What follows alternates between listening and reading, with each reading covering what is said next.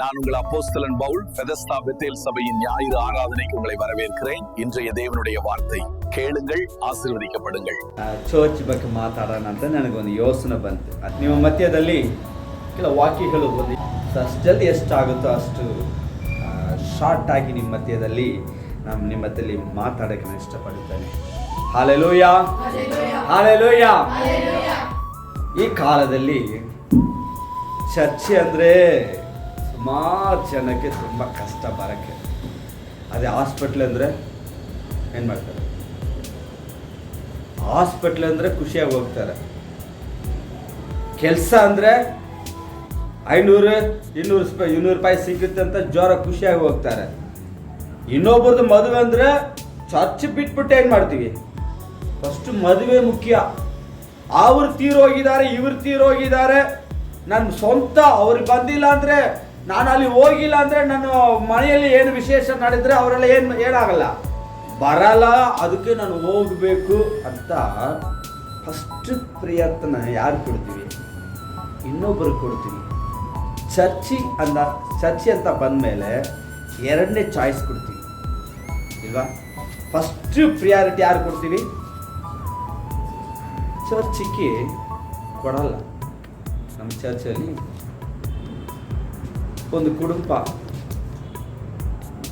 ಯಾವಾಗ ನೋಡು ಆಪ್ಸಂಡ್ ಕೇಳಿದ್ರೆ ಊರಲ್ಲಿ ಅವ್ರದ್ದು ಮದುವೆ, ಇವ್ರದ್ದು ಇದು ಮಕ್ಕಳಿಗೆ ರಜಾ ಬಿಟ್ಟಿದ್ದಾರೆ, ಯಾವಾಗ ನೋಡು ಊರಿಗೆ ಹೋಗೋದು.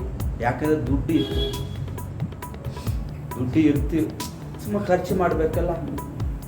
ದೇವ್ರು ನೋಡಿದ್ರು, ಓಕೆ ಹೋಗ್ತೀಯಾ ಹೋಗಿ ಅಂತ ಬಿಟ್ಬಿಟ್ರು. ಒಂದೇ ದಿನದಲ್ಲಿ ಸುಮಾರು ಲಕ್ಷ ಇನ್ನೊಬ್ಬರು ಬಂದು ಎಂಬತ್ಕೊಂಡು ಹೋಗೋದು.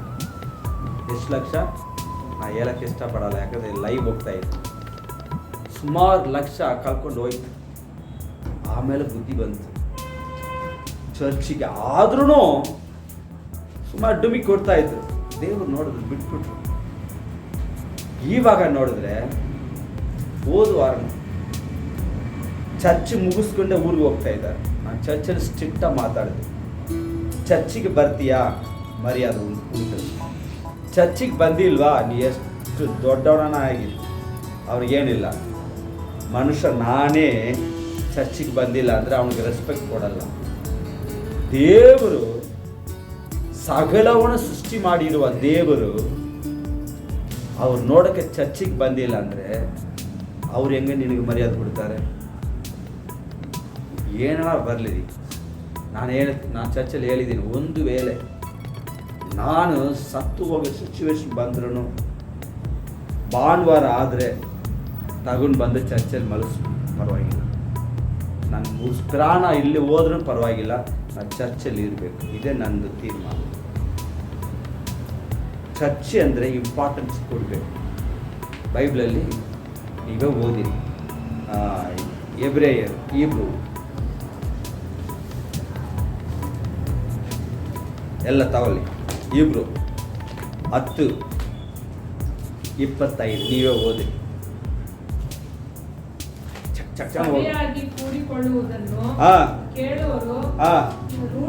ಕೆಲವರು ರೂಢಿಯಾಗಿ ಬಿಟ್ಟಿರುವ ಪ್ರಕಾರ ನಾವು ಬಿಟ್ಟು ಬಿಡದೆ ಒಬ್ಬರನ್ನೊಬ್ಬರು ಎಚ್ಚರಿಸೋಣ. ಬೈಬಲ್ ಕ್ಲೀನ್ ವೇದ ವಾಕ್ಯವನ್ನು ಹೇಳ್ತಾ ಇದೆ. ಬೇರೊಬ್ಬರು ಚರ್ಚನ್ನು ಕಟ್ಟು ಹೊಡಿತಾರಲ್ಲ, ಆ ತರ ಏನ್ ಮಾಡಬಾರ್ದಂತ. ಇದು ರೂಲ್ಸ್. ಯಾರು ರೂಲ್ಸ್ ಅನ್ನು ದಾಡಬಾರ್ದು. ರೂಲ್ಸ್ ಏನೇ ಯಾರನ್ನ ಇರ್ಲಿ, ನಾನು PM CM, ನಾ ದೊಡ್ಡ ಪೊಲೀಸ್, ದೇವರ ಮುಂಚೆ ಅದೆಲ್ಲ ಏನಿಲ್ಲ. ನೀವು ಹೇಳ್ತೀರಾ, ದೊಡ್ಡ ಆಡುಗಳು ತನ್ನ ಕೆಲಸವನ್ನು ಬಿಟ್ಟು ದೊಡ್ಡ ಇದು ರೂಲಲ್ಲಿ ಇದ್ದಾರೆ. ಆದರೂ ಅವ್ರೇನು ಮಾಡ್ತಾರೆ ಗೊತ್ತಾ? ಎಲ್ಲ ಪ್ರತಿಯೊಂದು ಕೆಲಸಗಳು ಬಿಟ್ಟು ಫಸ್ಟ್ ಚರ್ಚ್ ಅಟೆಂಡ್ ಮಾಡಬೇಕು. ಒಂದು ಸಲ ಇಂಗ್ಲೆಂಡ್ ಕ್ವೀನ್ ಎಲಿಜಬೆತ್ ರಾಣಿ ಕೇಳಿದ್ದೀರಾ? ಅವ್ರ ಕೆಲಸ ಇಲ್ವಾ ಏನು? ಇಂಗ್ಲೆಂಡ್ ದೊಡ್ಡ ಕಂಟ್ರಿ, ಅವ್ರಿಗೆ ದೊಡ್ಡ ರಾಜ ಅವರು ಸಾಧಾರಣ ನಾವು ಬರ್ತೀವಲ್ಲ ಆ ಥರ ಬಂದು ಹಿಂದೆ ಚೇರಲ್ಲಿ ಕೂತ್ಕೊಂಡು ವಿಶ್ವಾಸಿ ಥರ ಕೂತ್ಕೊಂಡು ಹೋಗ್ತಾರಂತ ಇವಾಗಲೂ. ಅವ್ರು ಚರ್ಚಿಗೆ ಹೋಗ್ಬೇಕಾಗಿಲ್ಲ, ಅವ್ರು ಎಷ್ಟೋ ಕೆಲಸಗಳಿದೆ. ಆದರೆ ಆ ಅಮ್ಮ ಅವ್ರ ಟೋಟಲ್ ಕುಟುಂಬ ಹೋಗಿ ಚರ್ಚಲ್ಲಿ ಕೂತ್ಬಿಟ್ಟು ಆರಾಧನೆ ಮುಗಿಸ್ಕೊಂಡೇ ಹೊರಗಡೆ ಹೋಗ್ಬೇಕು. ನೀವು ನಾನು ಕ್ರಿಶ್ಚಿಯನ್ಸ್ ಅಂತೀವಿ, ಚರ್ಚಲ್ಲಿ ಎಷ್ಟು ಸಲ ಕಟ್ ಮಾಡ್ತೀವಿ, ಚರ್ಚಿಗೆ ಎಷ್ಟು ಲೇಟಾಗಿ ಬರ್ತೀವಿ ಗೊತ್ತಾ? ಸ್ಕೂಲ್ಗೆ ಯಾರು ಲೇಟ್ ಹೋಗ್ತೀಯಾ? ಸ್ಕೂಲ್ ಕರೆಕ್ಟಾಗಿ ಹೋಗ್ತೀಯ ತಾನೆ? ಕೆಲಸಕ್ಕೆ ಯಾರು ಲೇಟ್ ಹೋಗ್ತೀವಿ? ಅದೆಲ್ಲ ಕರೆಕ್ಟ್ 5 ನಿಮಿಷ ಮುಂಚೆವೇ ಇರ್ತೀವಿ. ಚರ್ಚೆ ಅಂದರೆ ಅರ್ಧ ಅವರು ಹಿಂದೆನೇ ಬರೋದು. ಯಾಕಂದರೆ ಚರ್ಚ್ ನಾವು ಹೋದ್ರೆ ತಾನೆ ಚರ್ಚ್ ಇಲ್ಲ. ಅದಕ್ಕೆ ದೇವರು ಈ ಕಾಲದಲ್ಲಿ ಯಾರ ಹತ್ರ ಮಾತಾಡೋಕ್ಕೆ ಬಿಟ್ಟು, ಮುಂಚೆಲ್ಲ ದೇವರು ಪ್ರಾರ್ಥನೆ ಮಾಡಿದ ತಕ್ಷಣ ಒಬ್ಬೊಬ್ಬರಿಗೆ ಉತ್ತರ ಹೇಳಿದ್ದಾರೆ ಅಂತ ಬೈಬಲ್ ಹೇಳ್ತಾ ಇದೆ. ದಾವೀದು ಎಷ್ಟು ದೊಡ್ಡ ಮನುಷ್ಯ ಗೊತ್ತಾ?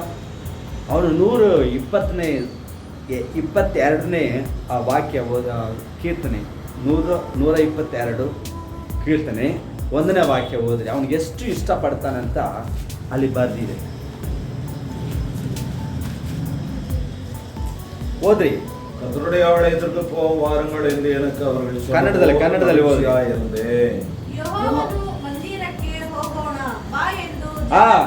ಮಂದಿರಕ್ಕೆ ಹೋಗೋಣ ಬಾ ಅಂತ ಇನ್ನೊಬ್ರು ಹೇಳುವಾಗ ನಾನು ನಿದ್ರೆ ಬರ್ತಾ ಇದೆ, ನಾನು ಸೊಂಟ ಹೋಗ್ತಾ ಇದೆ, ನಾನು ಚರ್ಚಿಗೆ ಬರಲ್ಲ ಅಂತ ಹೇಳ್ದಾನ ಅವನು. ದೊಡ್ಡ ರಾಜಕ್ಕೆ ದೊಡ್ಡ ರಾಜ ಹತ್ರ ಕೆಲಸ ಮಾಡ್ತಾನಲ್ಲ, ಗೂಡಿಸ್ತಾನಲ್ಲ, ಅವನು ಹೋಗಿ ಕರೆದ್ರು ಅವನೇನ್ ಹೇಳ್ತಾನ ಗೊತ್ತಾ? ಓ ಚರ್ಚಿಗ ಬಾ, ಇಮಿಡಿಯೇಟ್ ಹೋಗೋಣ. ಅಷ್ಟು ಖುಷಿಯಾಗಿ ಅವನು ಇದ್ದ. ಅದಕ್ಕೆ ದೇವರು ಆ ಮನುಷ್ಯನನ್ನು ದೊಡ್ಡ ರಾಜ್ಯದಲ್ಲಿ ಕುಂದಿಸಿದ. ನಿನಗೆ ನನಗೆ ಆಶೀರ್ವಾದ ಬೇಕು ಅಂದರೆ ನಿಜವಾಗಲೂ ಚರ್ಚಿಗೆ ಹೋಗಲೇಬೇಕಾಗುತ್ತೆ. ಚರ್ಚನ್ನು ಯಾರು ಅವಮಾನ ಮಾಡ್ತಾರೋ ಅವ್ರಿಗೆ ಅವಮಾನ ಅವ್ರಿಗೆ ಬಂದೇ ಬರುತ್ತೆ ಹೊತ್ತು ದೇವರಿಗೆ ಏನು ನಷ್ಟ ಇಲ್ಲ. ನೀ ಚರ್ಚಿಗೆ ಬಂದರೆ ಆಶೀರ್ವಾದ ಉಂಟು. ಅದಕ್ಕೆ ಬೈಬಲಲ್ಲಿ ಹೇಳ್ತಾ ಇದೆ 84ನೇ ಕೀರ್ತನೆ ದಾವೀದ ಹೇಳ್ತಾನೆ, 10ನೇ ವಾಕ್ಯ ಓದುವಾಗ, ದೇವರೇ ನಿಮ್ಮ ಆಲಯದಲ್ಲಿ ಕುಂತಿರೋದು ನನಗೆ ಎಷ್ಟು ಸಂತೋಷ ಗೊತ್ತಾ? ಹೊರಗಡೆ ಲೋಕದಲ್ಲಿ ನಾ 1000 ದಿನ ಇರೋದಕ್ಕಿಂತ ನಿಮ್ಮ ಸನ್ನಿಧದಲ್ಲಿ ನಿಮ್ಮ ಚರ್ಚಲ್ಲಿ ಸ್ವಲ್ಪ ದಿನ ಇದ್ರೂ ಎಷ್ಟು ಹೆಂಗಿದೆ ಅವನಿಗೆ ಶಾಶ್ವತವಾಗಿದೆ, ಖುಷಿಯಾಗಿದೆ. ದೇವರೇ ನೋಡಿ, ಅವನಿಗೆ ಆ ಚರ್ಚ್ ಬಗ್ಗೆ ಅವನಿಗೆ ಗೊತ್ತು, ನಿನಗೆ ನನಗೆ ಇನ್ನೂ ಗೊತ್ತಿಲ್ಲ. ರೀ ಇನ್ನೊಬ್ಬರು ಕರೀತಾನೆ ಅಂತ ಚರ್ಚ್ ಬಿಟ್ಟು ಹೋಗ್ತೀವಿ. ಅವನು ಮುಖ್ಯ, ಚರ್ಚ್ ಮುಖ್ಯ ಇಲ್ಲ. ಅವನು 2 ದಿನ ನೋಡ್ತಾನೆ, ಇವನ್ದಾನೆ ನಾ ಚರ್ಚ್ ಸುತ್ತ ಹೇಳ್ಬಿಟ್ಟಿದ್ದೀನಿ. ಭಾನುವಾರ ಆದರೆ ನಿನಗೆ ಸರಿ ಇಲ್ವಾ, ಎದ್ದಲಕ್ಕೆ ಆಗಿಲ್ವಾ, ಪರವಾಗಿಲ್ಲ ಮಲ್ಕೊ, ಎಕ್ಸ್ಕ್ಯೂಸ್ ಉಂಟು.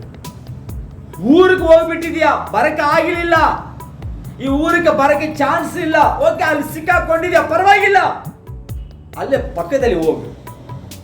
ಆದರೆ ಕೆಲಸ ಐತೆ, ಅವ್ರದ್ದು ಮದುವೆ ಕೆಲವರು ಲೋಕದಲ್ಲಿ ಇರೋವರೆಲ್ಲ ಭಾನುವಾರನೇ ಫಂಕ್ಷನ್ ಹಿಡಿತಾರೆ. ನನಗೆ ಎಷ್ಟೋ ಜನ ಕರೆದಿದ್ದಾರೆ ಗೊತ್ತಾ? ನಮ್ಮ ನೆಂಟರು ಸುಮಾರು ಜನ ನನ್ನ ಹತ್ರ ಮಾತಾಡಲ್ಲ, ನನಗೆ ಅದೆಲ್ಲ ಕೇರ್ ಮಾಡಲ್ಲ. ಯಾರು ಮಾತಾಡಿದ್ರು ಮಾತಾಡಿಲ್ಲ ಅಂದ್ರು ದೇವರು ನನ್ನ ನಡೆಸ್ತಾರೆ. ಆದರೆ ನಾ ಹೇಳ್ಬಿಟ್ಟಿದ್ದೀನಿ, ಏನಾದ್ರೂ ಯಾರು ತೀರೋದ್ರೂ ನಾನು ಆರಾಧನೆ ಮುಗಿಸ್ಕೊಂಡೇ ನಾನು ಹೊರಗಡೆ ಹೋಗೋದು.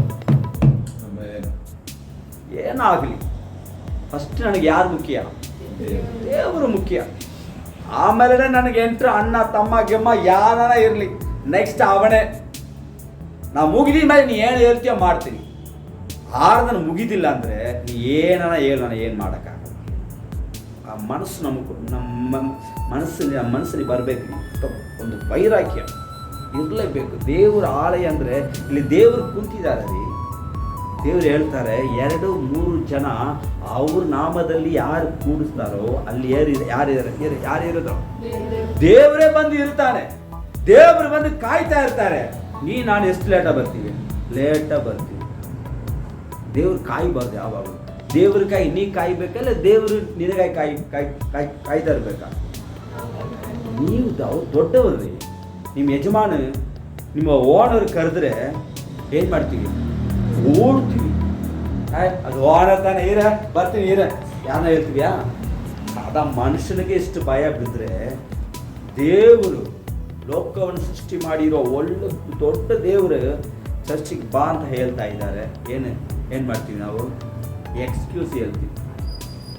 ಇಲ್ಲ, ಕ್ರಿಶ್ಚಿಯನ್ಸ್ ಅಂದರೆ ನಿಜವಾಗ್ಲೂ ಚರ್ಚನ್ನು ನೀವು ಪ್ರೀತಿಸಬೇಕಾಗುತ್ತೆ. ಹಲ್ಲೆಲೂಯಾ. ನೋಡಿ, ಅಣ್ಣ ನಿಮಗೆ ಗೊತ್ತು, 1 ಸಾಮುವೇಲ್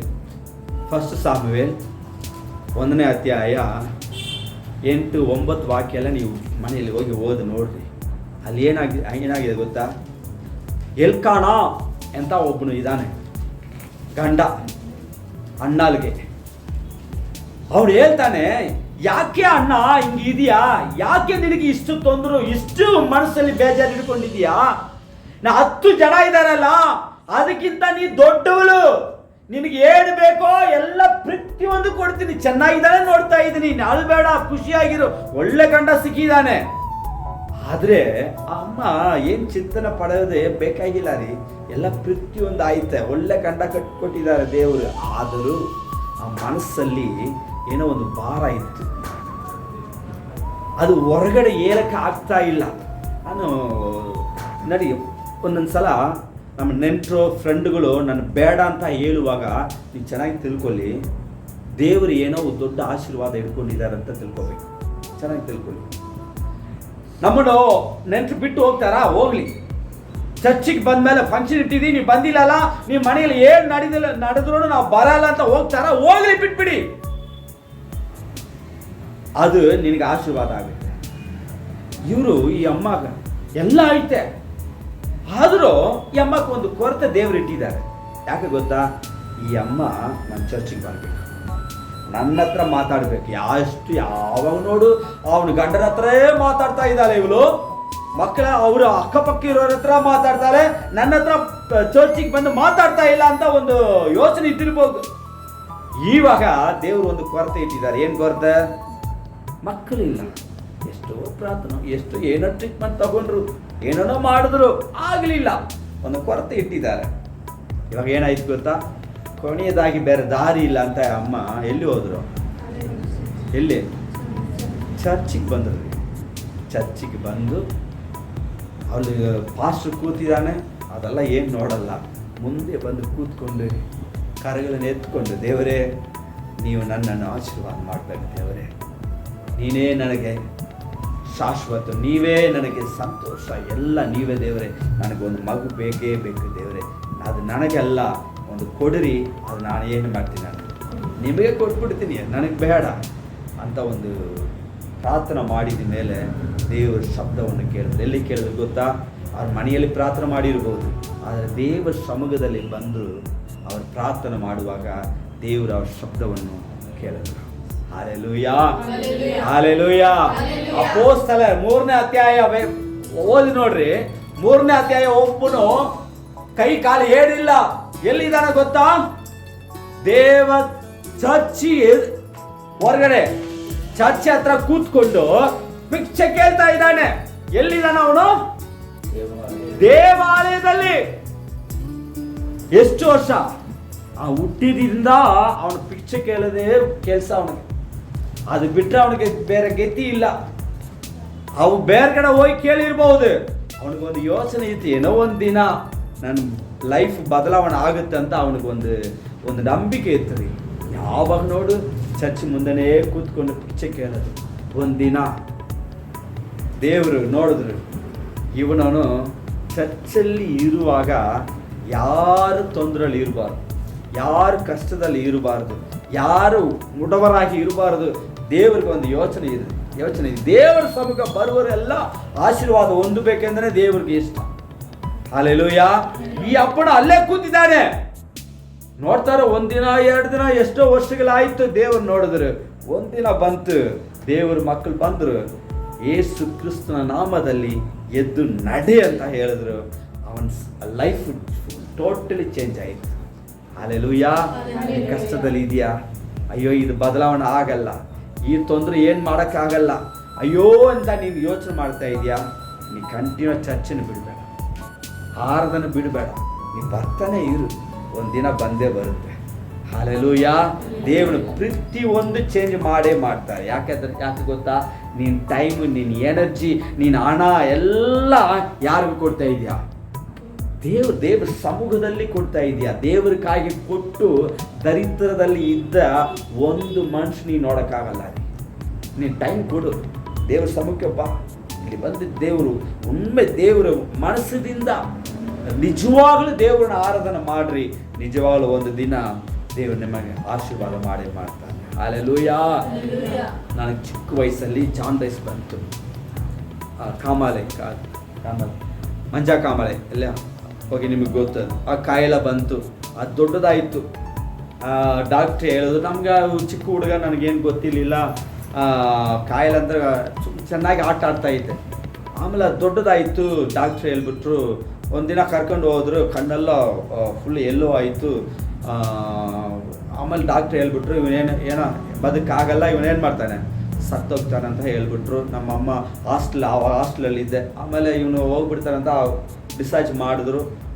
ಇದು ಹಾಸ್ಟೆಲಿಂದ ಕಳಿಸ್ಬಿಟ್ರು, ಆಗಲ್ಲ ಅಂತ. ನಮ್ಮ ಅಮ್ಮ ಕರ್ಕೊಂಡು ಹೋದರು. ಅದು ಗೌರ್ಮೆಂಟ್ ಹಾಸ್ಪಿಟ್ಲಲ್ಲಿ ಹಾಕಿದ್ರು. ಗೌರ್ಮೆಂಟ್ ಹಾಸ್ಪಿಟ್ಲಲ್ಲಿ ನಮ್ಮ ಅಪ್ಪಗೆ ಪರಿಚಯ ಆಗಿರುವ ಡಾಕ್ಟ್ರುಗಳಿದ್ದು, ಅವ್ರು ಏನೋ ಟ್ರೀಟ್ಮೆಂಟ್ ಕೊಟ್ಬಿಟ್ಟು ಅವ್ರು ಹೇಳ್ಬಿಟ್ರು, ಇನ್ನೂ ಮುಂದೆ ಇವನು ಬದುಕಾಗಲ್ಲ, ಇವನು ಡೌಟೇನೆ, ಅದು ಸತ್ತೋಗ್ಬಿಡ್ತಾನಂತ ಹೇಳಿದ್ರು. ಓಕೆ, ಆಮೇಲೆ ನನಗೆ ಇದೆಲ್ಲ ನನಗೆ ಕಿವಿಯಲ್ಲಿ ಬಿತ್ತು.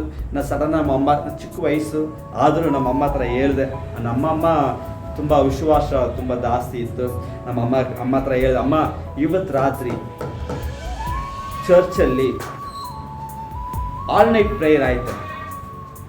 ಇವಾಗ ಪ್ರೇಯರ್ ಅಂದರೆ ನೀವು ಕಷ್ಟಪಡ್ತೀರಾ, ಆವಾಗೆಲ್ಲ 5 ಗಂಟೆ ತನಕ ರಾತ್ರಿ 9-10 ಗಂಟೆಗೆ ಸ್ಟಾರ್ಟ್ ಆದರೆ ಬೆಳಗ್ಗೆ 5 ಗಂಟೆ ತನಕ ಪ್ರಾರ್ಥನೆ ಇದ್ದೇ ಇರುತ್ತೆ. ಫುಲ್ ನೈಟ್ ನಿದ್ರೆ ಮಾಡಲ್ಲ. ನಾ ಹೇಳಿದೆ, ಅಮ್ಮ ಆ ಪ್ರಾರ್ಥನೆ ನನಗೆ ಕರ್ಕೊಂಡು ಹೋಗಿ, ನಾನು ನಿಜವಾಗಲೂ ದೇವರು ನನಗೆ ಸುಖ ಕೊಡ್ತಾರಂತ ನಾನು ಹೇಳಿದೆ. ನಮ್ಮಮ್ಮ ಹೋಗಿ ಡಾಕ್ಟ್ರ್ ಹತ್ರ ಹೇಳಿದ್ರು. ಅವನು ಹೆಂಗೆ ಹೋಗ್ತಾನೆ. ಸರಿ, ಕೊನೆಯದಾಗಿ ಒಂದು ಆಸೆ ತೀರ್ಸೋಣ ಅಂತ ಹೇಳ್ಬಿಟ್ಟು ಡಾಕ್ಟ್ರ್ ಕಳಿಸ್ಬಿಟ್ರು. ಹಾಸ್ಪಿಟ್ಲಲ್ಲಿ ಡಿಸ್ಚಾರ್ಜ್ ಮಾಡ್ಕೊಂಡು ಡಾಕ್ಟ್ರ್ ಹೇಳ್ಬಿಟ್ರು, ರಾತ್ರಿ ಹೋಗ್ಬಿಟ್ಟು ಬೆಳಗ್ಗೆ ಜಲ್ದಿ ಬರಬೇಕು, ಇಲ್ಲಾಂದರೆ ನಾನು ಉತ್ತರ ಆಗಲ್ಲ ದೊಡ್ಡ ಡಾಕ್ಟ್ರುಗಳಿಗೆ ಅಂತ ಹೇಳ್ಬಿಟ್ರು. ನಮ್ಮಮ್ಮ ಸರಿ ಅಂತ ಕರ್ಕೊಂಡು ಹೋದರು. ಚರ್ಚಲ್ಲಿ ಎಲ್ಲ ಸೇರಿ ಪ್ರಾರ್ಥನೆ ಮಾಡಿದ್ರು. ಮಾರನೇ ದಿನ ರಿಸಲ್ಟ್ ಏನು ಗೊತ್ತಾ? ಎಲ್ಲ ಪಾಸಿಟಿವ್. ನಿಜ, ನಾನು ನಡೆದಿದ್ದು ನಾನು ಹೇಳ್ತಾ ಇದ್ದೀನಿ. ನೀನು ಚರ್ಚಿಗೆ ರೆಸ್ಪೆಕ್ಟ್ ಕೊಡು, ದೇವರು ನಿನ್ನನ್ನು ರೆಸ್ಪೆಕ್ಟ್ ಕೊಡ್ತಾನೆ. ಹಲ್ಲೆಲೂಯಾ. ನನ್ನ ಯಾರು ಗಾಣಪಡಿಸ್ತಾನೋ ಅವನಿಗೆ ನಾನು ಗಾಣಪಡಿಸುತ್ತೇನೆ. Hallelujah, hallelujah. ಸೊ ದೇವರು ಆಲಯವನ್ನು ನೀವು ಗಾಣ ಕೊಡಲೇಬೇಕಾಗುತ್ತೆ. ಏನನ ಬರಲಿ, ಏನನ ಇರಲಿ, ನಾನು ಚರ್ಚ್ ಅಟೆಂಡ್ ಮಾಡಿಬಿಟ್ಟೆ ನಾನು ಹೋಗ್ತೀನಿ.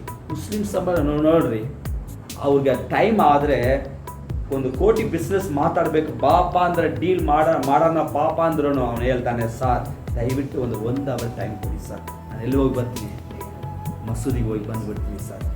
ಹಂಗೆ ಬಿಟ್ಟು ಹೋಗ್ಬಿಡ್ತಾನೆ ಅಂಗಡಿ. ಅವನಿಗಿರೋ ಭಯನೂ ಕ್ರಿಶ್ಚಿಯನ್ಸ್ ಇರುತ್ತಿಲ್ಲ ಗೊತ್ತಾ? ಸೊ ನಮ್ಮ ಕ್ರಿಶ್ಚಿಯನ್ಸ್ ಮುಖ್ಯ ದೇವ್ರ ಸಮೂಹಗಳನ್ನು ಕೊಡಲೇಬೇಕಾಗುತ್ತೆ. Hallelujah, hallelujah. ಚರ್ಚಿಗೆ ಬಂದಮೇಲೆ ಯಾಕೆ ಚರ್ಚಿಗೆ ಬರ್ತೀವಿ? Why do we come to church? ಏಕೆ ಚರ್ಚಿಗೆ ಬರ್ತೀವಿ? ಯಾಕಮ್ಮ ಬರ್ತೀವಿ? ಒಬ್ಬೊಬ್ರು ಹೇಳ್ತಾರೆ, ಅಲ್ಲಿ ಹೋದರೆ ನನಗೆ ಮದುವೆ ಆಗುತ್ತೆ, ಮಶಾನ ಸಿಗುತ್ತೆ, ಇಲ್ಲ ನನಗೆ ಇದಾಗುತ್ತೆ ಅದಾಗುತ್ತೆ, ಏನೇನೋ ಹೇಳ್ತಾರೆ. ಚರ್ಚಿಗೆ ಯಾಕೆ ಬರ್ತೀವಿ ಅಂದರೆ ದೇವರನ್ನ ಆರಾಧನೆ ಮಾಡೋಕ್ಕೆ ಬರ್ತೀವಿ. ಹಲ್ಲೆಲೂಯಾ. ಅದು ಒಂದು ತಾಳ್ಮೆ. So we are humbling our self before the lord. ದೇವರ ಮುಂದೆ ನಾವು ಏನು ಮಾಡ್ತೀವಿ? ಹಂಬಲ್, ತಾಳ್ಮೆಯಾಗಿ ದೇವರನ್ನ ಆರಾಧನೆ ಮಾಡ್ತೀವಿ. ಹಲ್ಲೆಲೂಯಾ. ಅದಕ್ಕೆ ಬರೋದು, ಅದಕ್ಕೆ ಕೀರ್ತನೆಗಳಲ್ಲಿ ಓದ್ತೀವಿ, ನಾವು ದೇವರ ಆಲಯಕ್ಕೆ ಹೋಗೋಣ ಬಾ ಅಂತ ಹೇಳಿದ ಮೇಲೆ ನನಗೆ ತುಂಬ ಸಂತೋಷ. ಯಾಕೆ? ಅಲ್ಲಿ ಹೋಗಿ ದೇವರನ್ನು ಆರಾಧನೆ ಮಾಡ್ತೀನಿ. ಒಂದ್ಸಲ ದಾವೀದಗೆ ತುಂಬ ಬೇಜಾರಾಯಿತು. ಸೌಲಿಗೆ ಭಯ ಬಿದ್ದು ಕಾಡುಗಳಿಗೆ ಹೋಗಿ ಅರಣ್ಯದಲ್ಲಿ ಸುತ್ತಾಡ್ತಾ ಇದ್ದಾನೆ. ಎಲ್ಲಿ ಹೋಗೋದು, ಏನು ಬರೋದು, ಏನು ಮಾಡೋದು ಏನು ಗೊತ್ತಿರಲಿಲ್ಲ. ಒಂದಿನ ಅವನಿಗೆ ಒಂಥರ ಬೇಜಾರಾಯಿತು. ಯಾಕೆ ಗೊತ್ತಾ?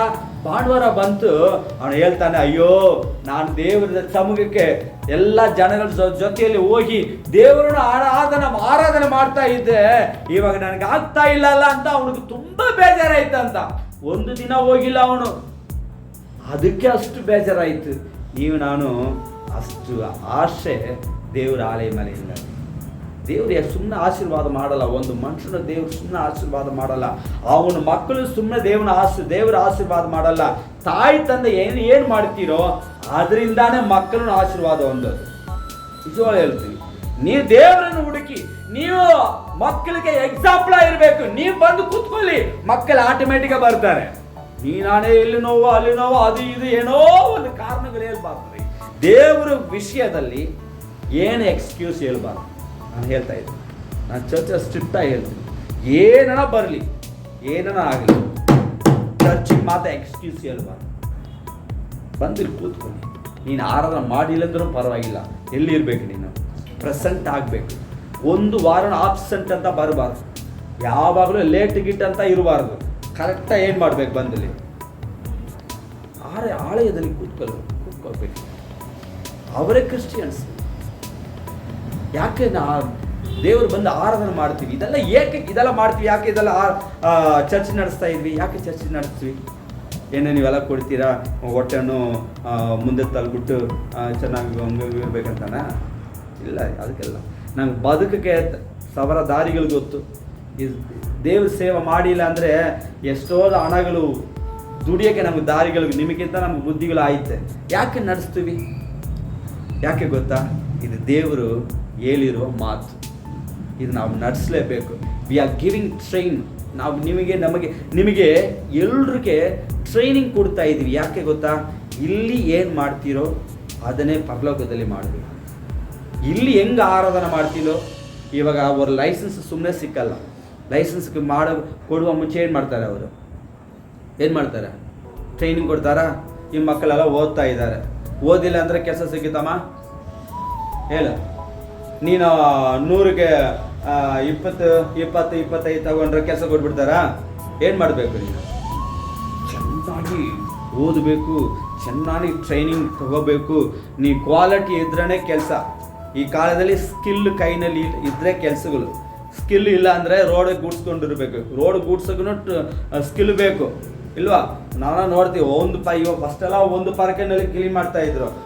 ಇವಾಗ BBMP ಹುಡುಗಿ ಆಮೇಲೆ ನೋಡಿ 2 ಕೈಲಿ 2 ಪಾರ್ಕೆ ಸ್ಕಿಲ್. ಅದು ಎಲ್ಲೋ ಒಂದು ಅರ್ಧ ಅವರಲ್ಲಿ ಆ ರೋಡ್ ಕ್ಲೀನ್ ಮಾಡಿಬಿಡ್ತಾರೆ. ಅದೊಂದು ಸ್ಕಿಲ್.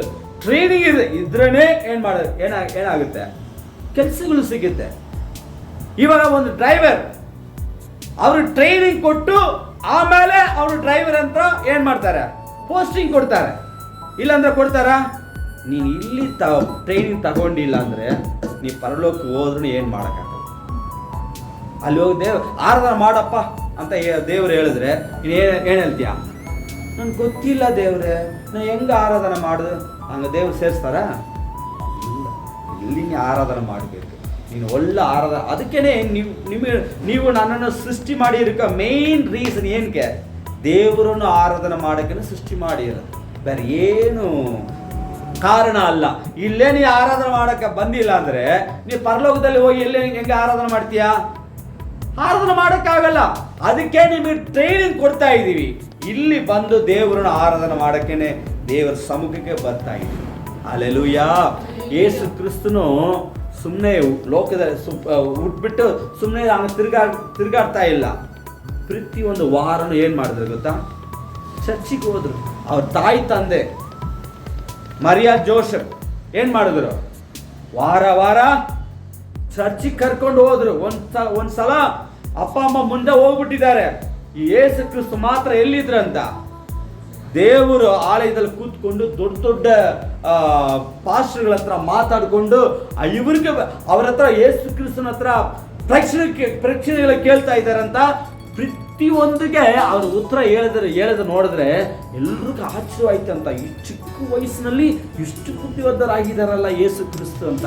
ಹಂಗಂದ್ರೆ ಅವರು ಪ್ರತಿಯೊಂದು ವಾರ ಎಲ್ಲಿ ಹೋಗಿದ್ದಾರೆ? ಆಲಯಕ್ಕೆ ಬಂದಿದ್ದಾರೆ ರೀ. 38 ವರ್ಷ ಬೆತೆಸ್ತಾ ಏರಿ, ಅದು ಪೂಲ್ ಕೊಳ, ಕರೆಕ್ಟ್. ಬೆರೆಸ್ತಾ ಕೊಳ ಆಯ್ತಲ್ಲ, 1 ವರ್ಷ ಅಲ್ಲ 2 ವರ್ಷ ಅಲ್ಲ, ಎಷ್ಟು ವರ್ಷ? 38 ವರ್ಷ ಅಲ್ಲೇ ಕೂತಿದ್ದಾನೆ. ಆಲ್ಮೋಸ್ಟ್ ಚರ್ಚೆನೆ ಇಲ್ವಾ, ಕೂತಿದ್ದಾನೆ, ಏನ್ ನಡೀತಾ ಇಲ್ಲ. ಯಾರೋ ಬಂದು ಮಾಡ್ಕೊಂಡು ಹೋಗ್ತಾ ಇದ್ದಾರೆ, ಇವನಿಗೆ ಆಗ್ತಾ ಇಲ್ಲ. ಆದ್ರೂ ಒಂದು ಆಸೆ ಅವನಿಗೆ, ಯಾವಾಗಲೂ ಒಂದಿನ ನನಗೆ ವಾಸಿ ಹಾಗೆ ಆಗುತ್ತೆ, ನಾನು ಮನೆಗೆ ಹೋಗಿ ಆರಾಮ ಖುಷಿಯಾಗಿ ಅವನಿಗೂ ಒಂದು ಕೆಲಸಗಳು ಮಾಡಬೇಕು, ಓಡಾಡಬೇಕು, ಮಾತಾಡಬೇಕು, ಇಲ್ಲಿ ಇರಬಾರ್ದು ಅಂತ ಒಂದು ಆಸೆ ಇತ್ತು. ದೇವರು ನೋಡಿದ್ರೆ ಒಂದಿನ ಯೇಸುವೆ ಏನ್ ಮಾಡಿದ್ರ, ಒಂದು ದಾರಿ ತೋರಿಸಿದ್ರು. Hallelujah, hallelujah. ಅವ್ರಿಗೆಲ್ಲ ಕೊಳದಲ್ಲಿ ಬಿದ್ದು ಸುಖ ಸಿಕ್ತು. ಅಣ್ಣ, ಈ ಮನುಷ್ಯನಿಗೆ ಯಾರು ಸುಖ ಕೊಟ್ರು ಗೊತ್ತಾ? ಯೇಸುವೆ ಡೈರೆಕ್ಟ್ ಬಂದು, ನಾನು ದೇವರ ಸಮ್ಮುಖದಲ್ಲಿ ಇದ್ರೆ ನಿಜವಾಗ್ಲೂ ಆಶೀರ್ವಾದ ಹೊಂದಿಕೊಳ್ಳೋದು ನಿಶ್ಚಯ. ಹಲ್ಲೆಲೂಯಾ. ಸೊ ದೇವರ ಸಮ್ಮುಖವನ್ನು ನಾನು ಗಣಪಡಿಸಲೇಬೇಕು, ಬೇರೆ ದಾರಿ ಇಲ್ಲ. ಇನ್ನೊಂದು, ಇಲ್ಲಿ ಬಂದ್ರೆ ವಿ ಆರ್ ಗೆಟಿಂಗ್ ರಿವೈವಲ್. ಅದಾವುದು ರಿವೈವಲ್, ಎಳುಪುದಲ್ಲಿ ಉಜ್ಜೀವಿನ, ಕರೆಕ್ಟಾ? ಉಜ್ಜೀವಿನ, ಓಕೆ, ಉಜ್ಜೀವನ, ಓಕೆ, ಕರೆಕ್ಟ್. ಉಜ್ಜೀವನ ಪಡ್ಕೊಳ್ತೀವಿ. ಇವಾಗ ನಾ ಹೇಳ್ತೀನಿ, ಎಷ್ಟೋ ಜನ ಪ್ರಾರ್ಥನೆ ಮಾಡ್ತಾರೆ, ಇನ್ನೂ ಉತ್ತರಗಳು ಸಿಕ್ಕಿಲ್ಲ. ಎಷ್ಟೋ ಜನ ಕ್ರಿಶ್ಚಿಯನ್ಸ್ ಅಂತ ಹೆಸರು ಹಿಡ್ಕೊಂಡಿದ್ದಾರೆ, ಆದರೆ ದೇವರ ಪ್ರಮಾಣ ಪ್ರಕಾರ ನಡೀತಾ ಇಲ್ಲ. ಅದಕ್ಕೆ ಅವ್ರಿಗೆ ಇನ್ನೂ ಉತ್ತರಗಳು ಸಿಕ್ಕಿಲ್ಲ. ವೇದ ವಾಕ್ಯ ಏನು ಹೇಳ್ತದೆ ಗೊತ್ತಾ? ಯಾರು ಆರಾಧನೆ ಮಾಡಲ್ಲ ಗೊತ್ತಾ? ಸತ್ತೋಗಿರೋರು ಮತ್ತೆ ಮೌನದಲ್ಲಿ ಇರುವರು ದೇವ್ರನ್ನ ಏನು ಮಾಡೋಕ್ಕಾಗಲ್ಲ, ಆರಾಧನೆ ಮಾಡೋಕ್ಕಲ್ಲ. ಬೈಬಲ್ ಹೇಳ್ತಾ ಇದೆ, ಸತ್ತೋಗಿದ ಮೇಲೆ ಎಲ್ಲ ನಾನು ಆಡ್ತೀನಿ ಅಂತ ಯಾರನ್ನ ಹೇಳೋಕ್ಕಾಗತ್ತಾ? ಇಲ್ಲ. ಯಾರು ಸತ್ತೋಗಿರೋದು ದೇವ್ರಿಗೆ ಇಷ್ಟ ಇಲ್ಲ, ತಿಳ್ಕೊಳ್ಳಿ. ಎಷ್ಟೋ ಜನ ಎಬ್ಬಿಸಿದ್ದಾರೆ ಯೇಸು ಕ್ರಿಸ್ತು. 1 ದಿನ ಅಲ್ಲ, 2 ದಿನ ಅಲ್ಲ, 4 ದಿನ ಲಾಸರು ಎಲ್ಲಿದ್ದ? ಸತ್ತೋಗ್ಬಿಟ್ಟಿದ್ದ, ನಾತಾ ಇದೆ. ಆದರೂ ದೇವರು ಆ ಮನೆಯಲ್ಲಿ ಇದ್ರು, ಅವ್ರ ಮನೆಗೆ ಬಂದು ಹೋಗ್ತಾ ಇದ್ರು. ಅವ್ರ ಫ್ರೆಂಡು, ತನ್ನ ಸ್ವಂತ ಫ್ರೆಂಡು ಸತ್ತೋಗಿರೋದು ದೇವ್ರಿಗೆ ಇಷ್ಟ ಇಲ್ಲ. ಅದು ಇವ್ರು ಬಂದು ಅಲ್ಲಿ ಊಟ ಮಾಡಿದಾರಲ್ಲ, ಅಲ್ಲಿ ವಾಸ ಮಾಡಿದ್ದಾರೆ, ಅವ್ರ ಹತ್ರ ಮಾತಾಡಿದ್ದಾರೆ. ಅಂತ ಜನ ಸತ್ತೋಗಿರೋದು ದೇವ್ರಿಗೆ ಇಷ್ಟ ಇಲ್ಲ. ಇವಾಗ ಬರ್ತಾರೆ. ಎಷ್ಟು ದಿನ ಆಯ್ತು ಸತ್ತೋಗಿ? 4 ದಿನ ಆಯ್ತು. ದೇವ್ರು ಏನು ಮಾಡಿದ್ರು ಗೊತ್ತಾ? ಸತ್ತೋಗಿ ಹೋಗ್ಲಿ ಅಂತ ಬಿಟ್ಟಿಲ್ಲ. ಇಲ್ಲ, ಅವ್ನು ತಿರ್ಗ ನನ್ನ ಹತ್ರ ಮಾತಾಡಬೇಕು, ಅವ್ನು ನನ್ನ ಜೊತೆಯಲ್ಲೇ ಇರಬೇಕು. ಆ ಸತ್ತೋಗಿರೋ ಒಬ್ಬನು ಎಬ್ಬರಿಸಿ ತಿರ್ಗ ದೇವರನ್ನು ಮಹಿಮೆ ಪಡಿಸಿದ್ದಾರೆ ಅಂತ ಬೈಬಲಲ್ಲಿ ಹೇಳ್ತಾ ಇದೆ. ಹಂಗಂದ್ರೆ ಪ್ರಾಣ ಇರುವರೇ ದೇವರನ್ನು ಆರಾಧನೆ ಮಾಡೋಕ್ಕಾಗಲ್ಲ. ಹಲ್ಲೆಲೂಯಾ. ಯಾರ್ಯಾರಿಗೆ ಪ್ರಾಣ ಐತೆ ಮುಟ್ಟಿ ನೋಡ್ರಿ. ಪ್ರಾಣ ಆಯ್ತಾ? ನೀವೇನು ಮಾಡಬೇಕು? ಆರಾಧನೆ ಮಾಡಲೇಬೇಕು. ಕೀರ್ತನಲ್ಲಿ ಹೇಳ್ತಾ ಇದ್ದಾನೆ, ಪ್ರಾಣ ಉಳ್ಳವರು ಎಲ್ಲರೂ ಏನು ಮಾಡಬೇಕಂತ? ದೇವರನ್ನು ಆರಾಧನೆ ಮಾಡಲೇಬೇಕು. ಸೊ ಪ್ರಾಣ ಕೊಟ್ಟಿದ್ದಾರಾ? ಯಾಕೆ ಕೊಟ್ಟಿದ್ದಾರೆ? ಜಗಳ ಮಾಡೋಕೆನಾ? ಇಲ್ಲ ಸಿನಿಮಾ ನೋಡೋಕೆನಾ? ಇಲ್ಲ ಸೀರಿಯಲ್ ನೋಡೋಕೆನಾ? ಏನಕ್ಕೆ? ಜಗಳ ಮಾಡ್ಕೊಂಡು ಬರೋಕೆನಾ? ಇಲ್ಲ ರೌಂಡಿಗೆ ಹೊಡ್ಕೊಂಡು ಆ ಸತ್ತೋಗಿರೋ ಮಾವ ಮಚ್ಚ ಇವರೆಲ್ಲ ನೋಡೋಕೆ ಪ್ರಾಣ ಕೊಟ್ಟಿದ್ದಾರೆ? ಇಲ್ಲ. ಏನಕ್ಕೆ? ದೇವರನ್ನು ಆರಾಧನೆ ಮಾಡೋಕೆನೆ. ಪ್ರತಿಯೊಂದು ದಿನ ನೋಡಿ, ಪಕ್ಷಿಗಳು ಪ್ರಾಣಿಗಳೆಲ್ಲ ಬೆಳಗ್ಗೆ ಎದ್ದ ತಕ್ಷಣ ದೇವರಿಗೆ ಥ್ಯಾಂಕ್ಸ್ ಹೇಳ್ಬಿಟ್ಟು ದೇವ್ರ ಹತ್ರ ಬೇಡ್ತಾ ಇದ್ದಂತ, ದೇವರೇ ನನಗಿದ ಕೊಡಿ, ಅದ ಕೊಡಿ ಇದೆ. ಯಾಕೆಂದ್ರೆ ಅದು ಪ್ರಾಣ ಆಯ್ತು. ನೀವು ನಾನೇ ದೇವರನ್ನು ಆರಾಧನೆ ಮಾಡೋಕ್ಕೆ ಕಷ್ಟಪಡ್ತೀವಿ. ಹೆಂಗೆ ನೋಡಿ, ಯಾರ್ಯಾರು ಬೈಲು ಓದ್ತೀವಿ, ಓದಕ್ಕಾಗಲ್ಲ. ಯಾಕೆಂದರೆ ಆವಿಕುರಿ ಜೀವಿ ಅದು ಸ್ಪಿರಿಚುವಲ್ಲಿ ಏನು ಮಾಡಿದ್ವಿ, ಆಮೇಲೆ ಸತ್ತೋಗಿದ್ದೀವಿ. ನಾವು ಸತ್ತೋಗಿ ದೇವರು ಒಂದು ತಿಳ್ಕೊಳ್ಳಿ, ಪ್ರಾಣ ಉಳ್ಳವರಿಗೆ ಅವರು ದೇವರಾಗಿದ್ದಾರೆ, ಸತ್ತೋಗಿರೋವರಿಗೆ ದೇವರಲ್ಲ. ತಿಳ್ಕೊಳ್ಳಿ. ಯಾವಾಗಲೂ ಯಾರು ಸ್ವಂತವಾಗಿದ್ದಾರೆ ದೇವರು, ಯಾರಿಗೆ ಪ್ರಾಣ ಆಯಿತೋ ಅವ್ರಿಗೇನೆ ಸ್ವಂತ. ಸತ್ತೋಗಿರುವುದಕ್ಕೆ ದೇವರು ಸ್ವಂತ ಅಲ್ಲ. ನೀವು ಪ್ರಾಣದಲ್ಲಿ ಇದ್ರೆ ದೇವರು ನಿಮಗೆ ಸ್ವಂತ. ನೀವು ಏನು ಕೇಳಿದ್ರು ಇಲ್ಲ ಅಂತ ಹೇಳಕ್ಕಾಗಲ್ಲ. Hallelujah, hallelujah. ಪ್ರಾಣ ಉಳ್ಳವರು ಏನ್ ಮಾಡ್ತಾರೆ? ಜೀವವಾಗಿರುವ ಏನ್ ಮಾಡ್ತಾರೆ? ಓಡಾಡ್ತಾರೆ, ಮಾತಾಡ್ತಾರೆ, ಖುಷಿಯಾಗಿರ್ತಾರೆ, ಎಲ್ಲರೂ ಏನು ಬೇಕೋ ಎಲ್ಲ ಮಾಡ್ತಾರೆ. ಸತ್ತೋಗಿರೋರು ಒಂದೇ ಕಡೆ ಹಂಗೇ ಬಿದ್ದಿರ್ತಾರಲ್ಲ, ಅವರು ಏನು ಮಾಡೋಕ್ಕಾಗಲ್ಲ.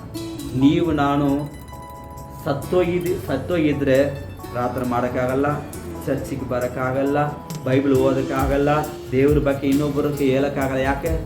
ನಾವು ಆಲ್ರೆಡಿ ಸತ್ತೋಗಿದ್ದೀವಿ. ಸ್ಪಿರಿಚುವಲ್ ಲೈಫಲ್ಲಿ ಸತ್ತೋಗಿದ್ದೀವಿ. ನೀವು ಸತ್ತೋಗಿದ ಮೇಲೆ ನೀ ಏನು ಮಾಡಿದ್ರು ವೇಸ್ಟ್. ಒಂದು ಸಲ ಯೇಸು ಕ್ರಿಸ್ತು ಒಬ್ಬರು ಕರೆದ್ರು, ಬಾಪ ನನ್ನ ಹಿಂದೆ ಬಾ ಅಂತ ಹೇಳಿದ್ರು. ಅವನೇನು ಹೇಳಿದ್ರು ಗೊತ್ತಾ? ದೇವರೇ, ನಮ್ಮ ಸತ್ತೋಗಿದ್ದಾರೆ ಒಬ್ಬರು, ನಾನು ಹೋಗಿ ಏನು ಮಾಡ್ತೀನಿ, ಮಣ್ಣು ಮಾಡಿಬಿಟ್ಟು ಬರ್ತೀನಿ. ಅವ್ರೇನು ಹೇಳಿದ್ರು ಗೊತ್ತಾ? ಯಾಕಪ್ಪ, ಸತ್ತೋಗಿರೋವನ ಸತ್ತು ಹೋಗ್ತಾನಲ್ಲ, ಅವನು ಮಣ್ಣು ಮಾಡ್ತಾನೆ, ನೀನು ನನ್ನ ಹಿಂದೆಪ್ಪ. ಹಂಗಂದ್ರೆ ಏನು ಅದು ಅರ್ಥ ಏನು ಗೊತ್ತಾ? ಲೋಕದಲ್ಲಿ ಇರೋರೆಲ್ಲ ಸತ್ತೋಗಿದ್ದಾರೆ ಆಲ್ರೆಡಿ. ಮಾಂಸ ಪ್ರಕಾರ ಜೀವ ಐತೆ, ಲೋಕದಲ್ಲಿ ಜೀವ ಐತೆ, ಒಳಗಡೆ ಆತ್ಮನಲ್ಲಿ ಏನ್ ಮಾಡಿದೀವಿ? ಸತ್ತೋಗಿದ್ದೀವಿ.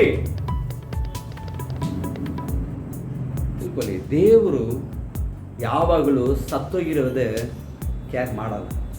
ಇವಾಗ ನಿಮ್ಮ ಮನೆಯಲ್ಲಿ ತಾತ ಸತ್ತೋಗಿದ್ದಾರೆ ಅಂತ ಯಾರ ಫ್ರಿಜ್ಜಲ್ಲಿ ಇಟ್ಟಿದ್ದೀರಾ?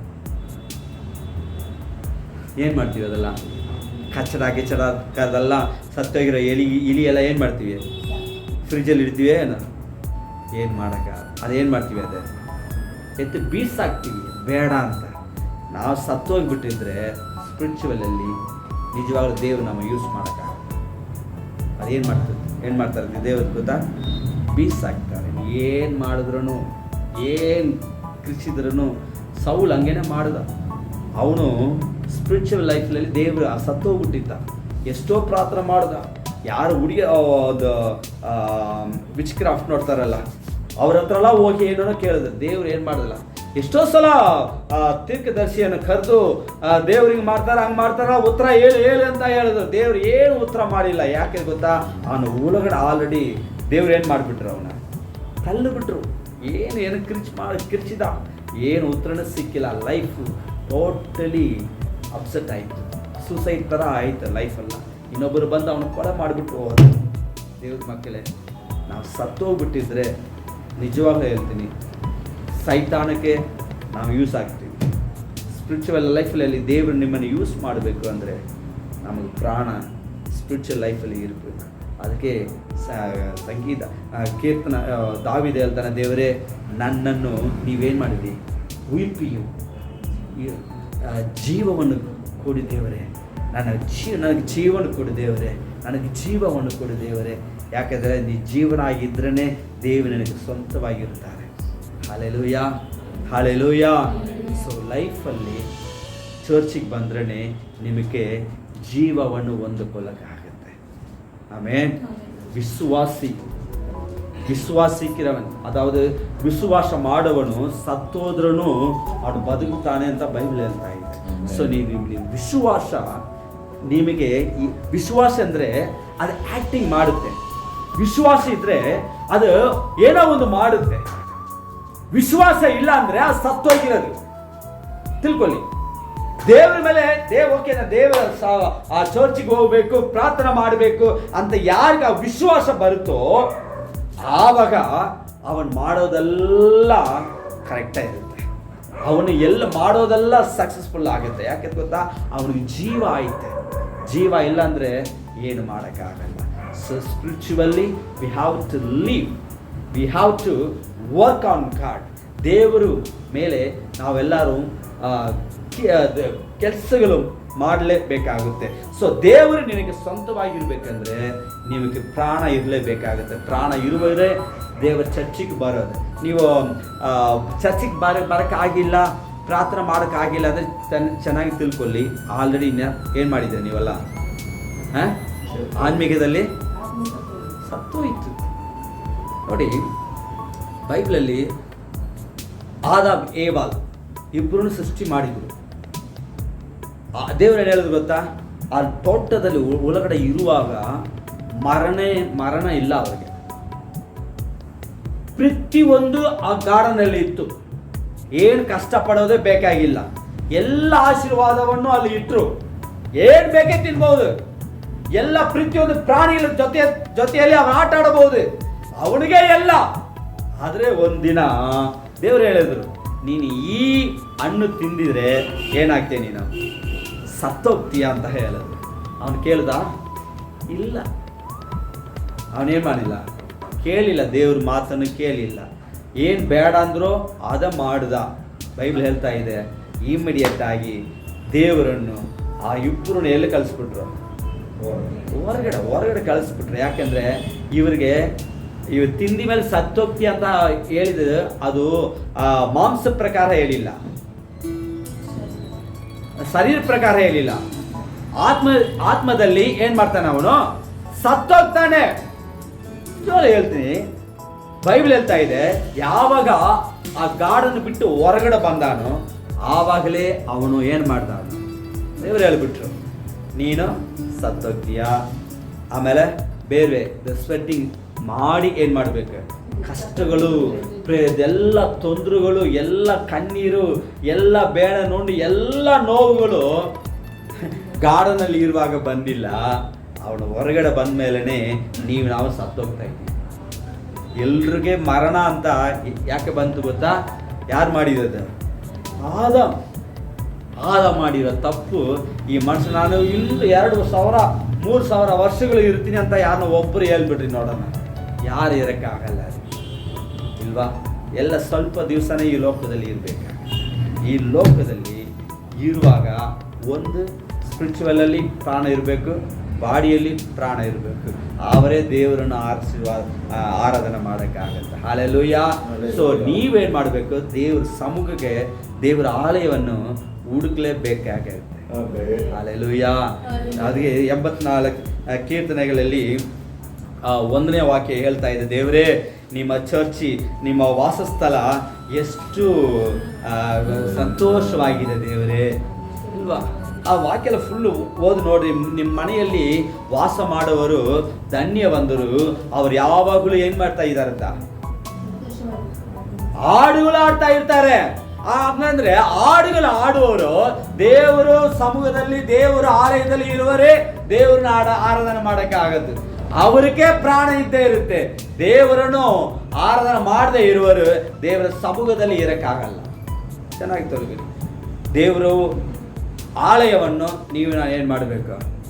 ಗಣಪಡಿಸಲೇಬೇಕಾಗುತ್ತೆ. ಸೊ ದೇವರ ಆಲಯ ತುಂಬ ಮುಖ್ಯ. ಒಂದು ನಡೆದಿರುವ ಸಂಭವ, ಒಂದು ಅಮ್ಮ, ಡ್ಯಾನಿಯಲ್ ಅವರ ಹೆಸರು, ಅವರು ಗಂಡ ಇಬ್ಬರು, ಅವನು ಏನು ಮಾಡಿದ್ದಾನೆ, ಕಾರಲ್ಲಿ ಹೋಗುವಾಗ ದೊಡ್ಡ ಆಕ್ಸಿಡೆಂಟ್ ಆಯಿತು. ಅಲ್ಲೇ ಕೋಮಾ ಸ್ಟೇಜ್ಗೆ ಸತ್ತೋಗ್ಬಿಟ್ರಂತ ಆಂಬುಲೆನ್ಸ್ ಎಲ್ಲ ಬಂದು ಹಾಸ್ಪಿಟ್ಲ್ ಕರ್ಕೊಂಡು ಹೋದ್ರು. ಈ ಅಮ್ಮಗೆ ನ್ಯೂಸ್ ಬಂತು, ತುಂಬ ಬೇಜಾರಾಯಿತು. ಹಂಗೆ ತುಂಬ ಅಳ್ತಾ ಇದ್ದಾರೆ, ನಮ್ಮ ಗಂಡ ಹೋಗ್ಬಿಟ್ರಂತ. ಆಮೇಲೆ ಏನು ಮಾಡೋದಂತ ಗೊತ್ತಿಲ್ಲ. ಸರಿ, ಈ ಅಮ್ಮ ಒಂದು ವಿಶ್ವಾಸಿ, ಒಳ್ಳೆ ಬಿಲೀವರ್. ಅವ್ರು ಏನು ಮಾಡಿದ್ರು ಗೊತ್ತಾ? ಓಕೆ, ನಮ್ಮ ಗಂಡ ತೀರೋದಿರ್ತಾನೆ ಅಂತ ಹೇಳ್ಬಿಟ್ಟು ಡಾಕ್ಟ್ರು ಸತ್ತೋದ್ರಂತ ಸರ್ಟಿಫಿಕೇಟ್ ಕೈನಲ್ಲಿ ಕೊಟ್ಬಿಟ್ರಂತ. ಈ ಅಮ್ಮ ಏನು ಮಾಡಿದ್ರು ಗೊತ್ತಾ? ಆ ಬಾಡಿ ತಗೊಂಡು ಸೀರಾ ಚರ್ಚಿಗೆ ಹೋದ್ರು. ಅಲ್ಲಿ ರೆನಾಲ್ಡ್ ಬೊಂಕೆ ಅಂದ ಒಬ್ಬನು, ಅವರು ದೇವ್ರ ವಾಕ್ಯಗಳು ಹೇಳ್ತಾ ಇದ್ದಾರೆ. ಇವರು ಬಂದಿರೋದು ನೋಡಿಲ್ಲ, ರೆನಾಲ್ಡ್ ಬೊಂಕೆ ಗೊತ್ತಿಲ್ಲ. ಅವರು ದೇವ್ರ ವಾಕ್ಯಗಳು ಹೇಳ್ತಾನೇ ಇದ್ದಾರೆ. ಈ ಅಮ್ಮ ಚರ್ಚಲ್ಲಿ ಹಿಂದೆ ಕರ್ಕೊಂಡು ಹೋಗಿ ಬೇಸ್ಮೆಂಟ್ ಹತ್ರ ಇಳಿಸ್ಬಿಟ್ಟು, ದೇವರೇ ನಾನು ನಿಮ್ಮನ್ನು ವಿಶ್ವಾಸ ಮಾಡ್ತಾ ಇದ್ದೀನಿ, ನಾನು ನಿಮ್ಮನ್ನು ನಂಬುತ್ತಾ ಇದ್ದೀನಿ. ನಮ್ಮ ಗಂಡ ಏನು ಮಾಡಬೇಕು? ವಿಶ್ವಾಸ ಮಾಡುವನು ಸತ್ತೋದ್ರೂ ಏನು ಮಾಡ್ತಾನಂತ? ಎದ್ದೇಳ್ತಾನಂತ. ನಿಮ್ಮ ವಾಕ್ಯ ತಾನೇ ಹೇಳ್ತಾ ಇದೆ, ನಮ್ಮ ಗಂಡ ಎದ್ದೇಳಬೇಕು ದೇವರೇ ಅಂತ ಪ್ರಾರ್ಥನೆ ಮಾಡ್ತಾ ಇದ್ರಂತ. ಸ್ವಲ್ಪ ಹೊತ್ತು ಬಿಟ್ಟು ಎಲ್ಲಿ ತೊಗೊಂಡ್ಬಂದು ಗೊತ್ತಾ? ದೇವ ಸಮ್ಗೆ, ಅದ ಚರ್ಚಿಗೆ ತಗೊಂಡು ಬಂದು ಆ ದೇವರ ಹತ್ರ ಆಳ್ತಾ ಇದ್ದಾರಂತ. ಸ್ವಲ್ಪ ಹೊತ್ತು ಬಿಟ್ಟು ಈ ಅಪ್ಪ ಎದ್ದು ತುಂಬು ಸೀಳು ಬಂತು, ಬುದ್ಧಿ ಎದ್ದು ಕೂತ್ಕೊಂಡು ನೋಡ್ತಾ ಇದ್ದಾರಂತ. ನಿಜವಾಗಿ ನಡೀತಿರೋದು.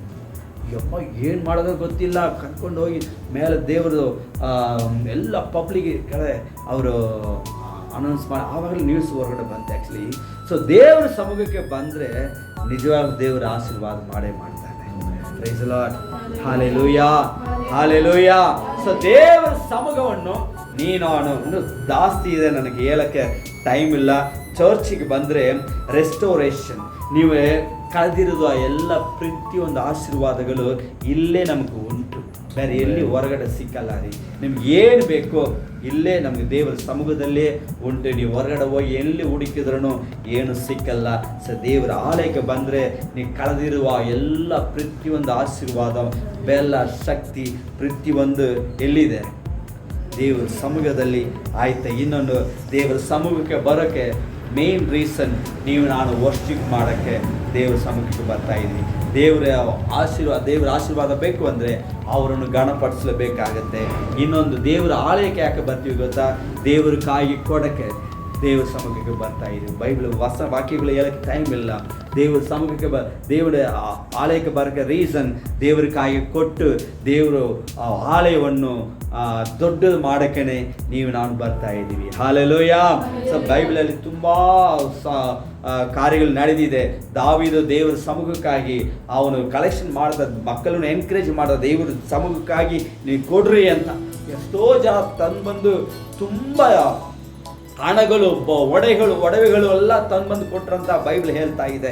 ಇನ್ನು ಯೇಸು ಕ್ರಿಸ್ತನನ್ನು ಒಂದು ವಿಧವೆ ಕಾಣಿಕೆ ಹಾಕುವಾಗ ಅದು ನೋಡಿಬಿಟ್ಟು ಅಪ್ರಿಷಿಯೇಟ್ ಮಾಡಿದ್ರು. ಹಲ್ಲೆಲೂಯಾ. ಸೊ ಸುಮಾರು ಸಂಭವ ನಡೆದಿದೆ. ಸೊ ದೇವರ ಆಲಯಕ್ಕೆ ಯಾಕೆ ಬರ್ತೀವಿ? ದೇವರೇ ನಿಂಗೆ ಬೆಲೆ ಕೊಟ್ಟಿದ್ದೀರಾ, ನನಗೆ ಪ್ರಾಣ ಕೊಟ್ಟಿದ್ದೀರಾ, ನಿಂಗೆ ಶಕ್ತಿ ಕೊಟ್ಟಿದ್ದೀರಾ, ಕೆಲಸ ಮಾಡೋಕ್ಕೆ ನನಗೆ ಬುದ್ಧಿ ಕೊಟ್ಟಿದ್ದೀರಾ. ಇದಕ್ಕೆ ನಾನೇನು ಮಾಡ್ತೇನೆ, ಏನು ಕೊಡ್ತಾ ಇದ್ದೀವಿ? ಏನೋ ನನ್ನ ಕಡೆಯಿಂದ ಎಷ್ಟಾಗುತ್ತೋ ಅಷ್ಟು ಕಾಣಿಕೆ ಕೊಡೋಕ್ಕೆ ಒಂದು ಪ್ರೀತಿಯಿಂದ ಎಲ್ಲಿ ಬರ್ತಾ ಇದ್ದೀವಿ? ಆಲಯಕ್ಕೆ ಬರ್ತಾ ಇದ್ದೀವಿ. ಆಮೇಲೆ ಪ್ರೇಯರ್ ಮಾಡೋಕ್ಕೆ ಬರ್ತಾ ಇದ್ವಿ. ಆಮೇಲೆ ಒಬ್ರಿಗೊಬ್ಬರು ಎನ್ಕರೇಜ್ಮೆಂಟ್ ಮಾಡೋಕ್ಕೆ ದೇವರ ಸಮ್ಮುಖಕ್ಕೆ ನಾವು ಬರ್ತಾ ಇದ್ದೀವಿ. ಒಂದು ಐಕ್ಯದ fellowship. When we come to the church we are getting the fellowship which other. ನೀವು ಒಬ್ರಿಗೊಬ್ಬರೇ ನಾವು ಏನು ಮಾಡ್ತೀವಿ? ಐಕ್ಯ ಪಡಕೆನೆ ದೇವರ ಸಮ್ಮುಖಕ್ಕೆ ಬರ್ತಾ ಇದ್ದೀವಿ. ಏನಪ್ಪ ಪ್ರಾರ್ಥನೆ ಮಾಡಬೇಕಾ? ಏನು ಕಷ್ಟ ಇದೆ? ಒಬ್ರಿಗೊಬ್ರು ವಿಚಾರಿಸಿ ಏನು ಮಾಡ್ತೀವಿ? ಪ್ರಾರ್ಥನೆ ಮಾಡೋದು ಎಷ್ಟು ಒಳ್ಳೆಯದು. ನೀವು ಹೊರಗಡೆ ಹೋಗಿ ಮಾಡಿದ್ರೆ ಚೆನ್ನಾಗಿರುತ್ತಾ? ಇಲ್ಲಿ ಬಂದ ದೇವರ ಸಮ್ಮುಖದಲ್ಲಿ ಏನು ಕಸಪು, ವೈರಾಗ್ಯಗಳು ಇದೆಲ್ಲ ಏನು ಇರಲ್ಲ ಇಲ್ವಾ? ಸೊ ದೇವರ ಸಮ್ಮುಖದಲ್ಲಿ ಎಲ್ಲರೂ ಪ್ರೀತಿಯಾಗಿ ಇರೋದಕ್ಕೆ ದೇವರು ಒಂದು ಅವಕಾಶ ಕೊಟ್ಟಿದ್ದಾರೆ. ಸೊ ದೇವರ ಸಮ್ಮುಖಕ್ಕೆ ಬರೋದು ನಾವು ಮಿಸ್ ಮಾಡಬಾರದು. ಇಲ್ಲಿ ಬಂದರೆ ನಾವು ಹೋಲಿನೆಸ್, ಪರಿಶುದ್ಧ ಆಗ್ತೀವಿ. ದೇವರು ನಮಗೆ ಪರಿಶುದ್ಧ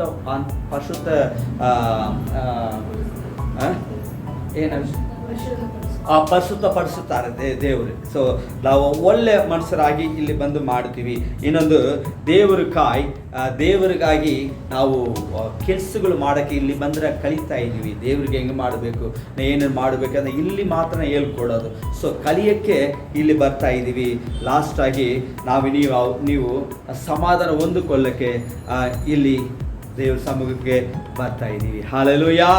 ಸೊ ಎಷ್ಟು ಆಶೀರ್ವಾದಗಳು ಬೇಕು ಅಂದರೆ ಎಲ್ಲಿ ಬರಬೇಕು? ಆಲಯಕ್ಕೆ ಬರಲೇಬೇಕಾಗುತ್ತೆ. ನೀವು ಹೊರಗಡೆ ಏನು ಸಿಕ್ಕಲ್ಲ. ಸಮಾಧಾನ, ಸಂತೋಷ ಹೊರಗಡೆಲ್ಲ 2 ನಿಮಿಷ 3 ನಿಮಿಷನೇ. ಆದರೆ ಇಲ್ಲಿ ಕೊಡುವ ಸಮಾಧಾನ ಕಡಿಮೆ ಇರ್ಬೋದು. ಮನೆಯಲ್ಲಿ ಊಟಗಳು ಹಣ ಕಡಿಮೆ ಇರ್ಬೋದು, ಅದರಲ್ಲಿ ದೇವರು ನಮಗೆ ಖುಷಿಯಾಗಿ ನಡೆಸುತ್ತಾನೆ. ಹಲ್ಲೆಲೂಯಾ. ನಾನು ಆಲ್ರೆಡಿ ನಿಮಗೆ ಹೇಳಿದ್ದೀನಿ, ಎಷ್ಟೋ ಜನ ಹಣ ಐತೆ, ಏನಿಲ್ಲ, ಸಮಾಧಾನ ಇಲ್ಲ. ಮೈ ಕಟ್ಟೋಗಿ ಮಾತ್ರೆಗಳಿಗೆ ಇಷ್ಟು ತಿಂದ್ಕೊಂಡು ಡಾಕ್ಟ್ರುಗಳಿಗೆಲ್ಲ ದುಡ್ಡುಗಳು ಕೊಟ್ಬಿಟ್ಟು ಕೂತಿರೋದಕ್ಕೆ ಸತ್ತೋಗೋದೇ ಎಷ್ಟೋ ಮೇಲು. ನಿಜ, ನಾನು ದೇವ್ರ ಹತ್ರ ಪ್ರಾರ್ಥನೆ ಮಾಡಿ, ದೇವರೇ ನಾನು ಪ್ರಾಣ ಇರುವ ಗಂಟ ನೀವು ಚೆನ್ನಾಗಿ ನೋಡ್ಕೊಳ್ಳಿ, ನಾನು ಮಾತ್ರೆ ತಿನ್ನಬಾರ್ದು ದೇವರೇ, ನನಗೆ ಏನು ಕಾಯಿಲೆಗಳು ಬಂದರೆ ನಿಜವಾಗ್ಲೂ ಎತ್ಬಿಡಿ ದೇವರೇ. ಆ ಥರ ಲೈಫ್ ನನಗೆ ಬೇಡ. ಪೆಟ್ರೋಲ್ ಹಾಕಿದ್ರೇ ಗಾಡಿ ಹೋಗೋದು, ಆ ಥರ ಮಾತ್ರೆ ತಿಂದ್ರೇ ಲೈಫ್ ಹೋಗೋದಂದರೆ ಆ ಥರ ಲೈಫ್ ನನಗೆ ಬೇಡ ದೇವರೇ. ಇಟ್ಟರೆ ನಾನು ಹೆಂಗಿರಬೇಕು? ಚೆನ್ನಾಗಿರಬೇಕು. ನಾನು ಕೊನೆಯ ಗಂಟಾಗಿ ನಿಮಗಾಗಿ ಬಾಳುತ್ತೇನೆ, ನಿಮಗಾಗಿ ದೇವರ ಸೇವೆ ಮಾಡೋಕ್ಕೆ ನಾನು ರೆಡಿ. ಆದರೆ ನೀನು ನನ್ನನ್ನು ಕಾಪಾಡಬೇಕು ದೇವರೇ, ನನ್ನ ಕುಟುಂಬವನ್ನು ಕಾಪಾಡಿ ದೇವರೇ ಅಂತ ನಾನು ಕೇಳ್ತಾ ಇದ್ದೀನಿ, ನಾನು ಬೇಡ್ತಾ ಇದ್ದೀನಿ. ಸೇಮ್ ನೀವು ನನಗೆ ಕೇಳಿರಿ. ನಿಜವಾಗಲೂ ದೇವರ ಆಲಯಕ್ಕೆ ಬಂದು, ದೇವರ ಸಮ್ಮುಖಕ್ಕೆ ಬಂದು ನೀವು ದೇವರನ್ನು ಗಣಪಡಿಸಿರಿ, ದೇವರು ನಿಮಗೆ ಗಣಪಡಿಸುತ್ತಾನೆ. Hallelujah, hallelujah. ದೇವರು ನಮ್ಮ ಆಶೀರ್ವಾದ ಮಾಡಲಿ.